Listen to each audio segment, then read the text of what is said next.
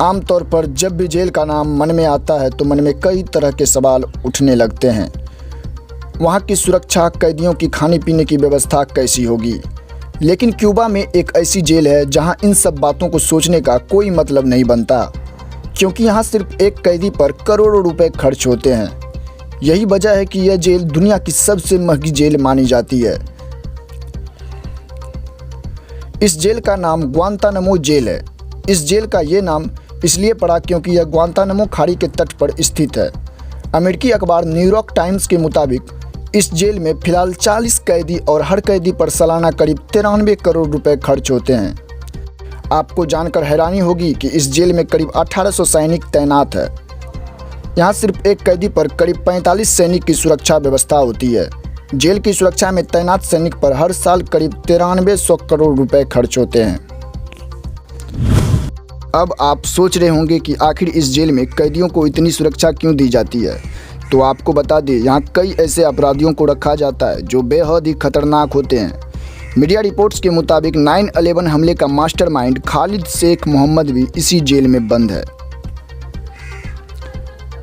इस जेल में 3 इमारतें, 2 खुफिया मुख्यालय और 3 हॉस्पिटल है। इसके अलावा यहाँ वकीलों के लिए भी अलग अलग कंपाउंड बनाए गए हैं जहाँ कैदी उनसे बात कर सकते हैं। नारंगी रंग की पोशाक और बोरियों में जकड़े शरीर को लेकर हल्के हल्के टहलते कैदियों की तस्वीर ग्वांतानामो जेल का इशारा करती है। अमेरिका की ऐसी जेल जहां कोई कानून नहीं चलता, आरोपी को अपराधी से ज़्यादा खतरनाक माना जाता है। यह जेल गैर कानूनी है, गैर कानूनी ज़मीन पर बनी है और गैर कानूनी ढंग से कैदियों को रखा गया है।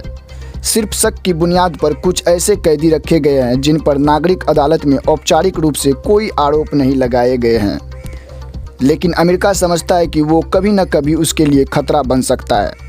जब तक किसी का अपराध प्रूव्ड ना हो जाता, वह अपराधी नहीं माना जाता। लेकिन इस जेल में कानून का कोई लेना देना नहीं है।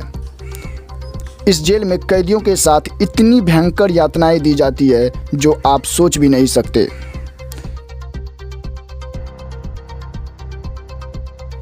कैदियों को स्लीप डिप्रेशन के हाल में छोड़ दिया जाता है, यानी सोने नहीं दिया जाता। अगर सो गए तो कच्ची नींद में उठा दिया जाता, फिर थोड़ी देर सोने दिया जाता है और फिर उठा दिया जाता। ऐसा हाल कर दिया जाता है कि वो ठीक से ना सो सके और ना जग सके।